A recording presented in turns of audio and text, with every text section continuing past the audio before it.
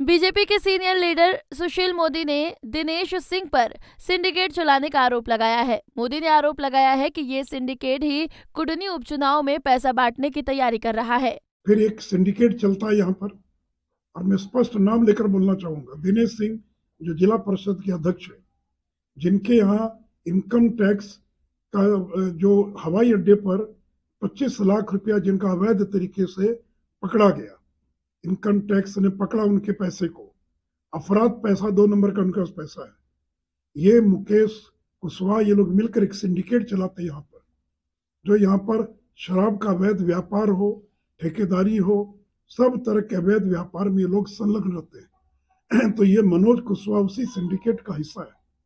अब मुझे रिपोर्ट मिल रही कि दिनेश सिंह जो है ये पंचायत प्रतिनिधियों पर दबाव बना रहे हैं, और अंतिम रात में पैसे का बड़े पैमाने पर खेल होने वाला है। इनकी पूरी तैयारी है कि करोड़ों रुपया बांट कर जनप्रतिनिधियों को उनके वोट को खरीदने की तैयारी कर रहे हैं। लेकिन सारी चीजों के बावजूद केदार गुप्ता प्रचंड बहुमत से चुनाव जीतेंगे। वहीं जदयू के राष्ट्रीय अध्यक्ष ललन सिंह ने सुशील मोदी के आरोप पर पलटवार किया है। ललन सिंह ने कहा है कि सिंडिकेट का आरोप लगाने वाले पार्टी के नेता खुद शहर के बड़े भूमाफिया हैं। उन्होंने केंद्रीय मंत्री नित्यानंद राय पर भी जमकर निशाना साधा है। किसको धमकी देते हैं? अपने गिरबान पे झांक के देखें। जितनी बार गया, बीजेपी वॉशिंग मशीन है क्या?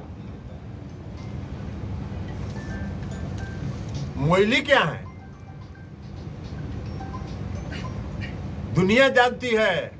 सुप्रीम कोर्ट और हाई कोर्ट ने कहा कर्नाटक के जो मुख्यमंत्री थे उनके बारे में। अभी हाई कोर्ट ने कहा कि उनके भ्रष्टाचार की जांच होनी चाहिए। कहने जांच हो रही है, कहने उन पर सीबीआई डी लग रहा है। और जो आरोप यहां लगा रहे थे वो भी कई बार यात्रा कर चुके हैं। तो स्वतंत्रता आंदोलन में गए थे, क्या हुआ? फ्रीडम फाइटर मूवमेंट में गए थे। कई बार जेल की यात्रा जो किए हैं, अपने गिरबान में जाके देखे। और कोई सिंडिकेट नहीं है। बीजेपी वॉशिंग मशीन ये लोग समझते हैं। जो बीजेपी के अंदर गया वो उसमें से जब निकला तो उसके सारे दाग धुल गए, और बाकी जो लोग विपक्ष में है वो सब दागदार है। आएगा सिंडिकेट। यहाँ सबको मालूम है सबसे बड़ा भू माफिया कौन है। वो हम लोग के पार्टी में भी कुछ दिन थे। कौन? हम लोग के भी पार्टी में कुछ दिन रहे। तो आप ही नाम बता रहे हैं, तो हमसे क्या पूछ रहे हैं? सब हमने कुछ कहा नहीं, आप बता दिए नाम, तो हम आप ही को कह रहे हैं। सब जान रहा है। हम लोग की पार्टी में भी शुरू में शरद यादव जी जब पार्टी के अध्यक्ष थे, उनके थ्रू आए थे। कुड़नी यहाँ का औराई का चुनाव लड़े थे। शरद यादव जी ने उनको टिकट दिया। उसके बाद ही उनको उनके बारे में हम लोग को मालूम हो गया।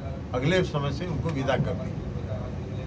भाजपा वाले तो स्पष्ट नाम खोल रहे हैं, तो अभी नाम खोल दीजिए ना। अरे तो सब जान रहा है। बोछा में तो बच्चा बच्चा कह रहा था।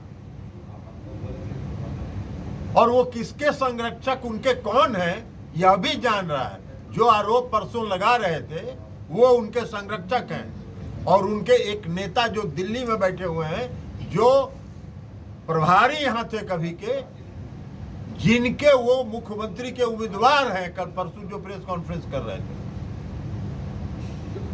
बड़ा तिस्मार का है तो कुड़न्नी का 5 गांव का नाम वो बताएं जो उनके समाज का वोट। 5 गांव का नाम वो बताएं, और गिनती के बाद अगर उस 5 गांव में उनको वोट नहीं मिला तो राजनीति से संन्यास ले लेंगे। इसकी कुडनी उपचुनाव की वजह से बिहार का सियासी पारा चढ़ गया है।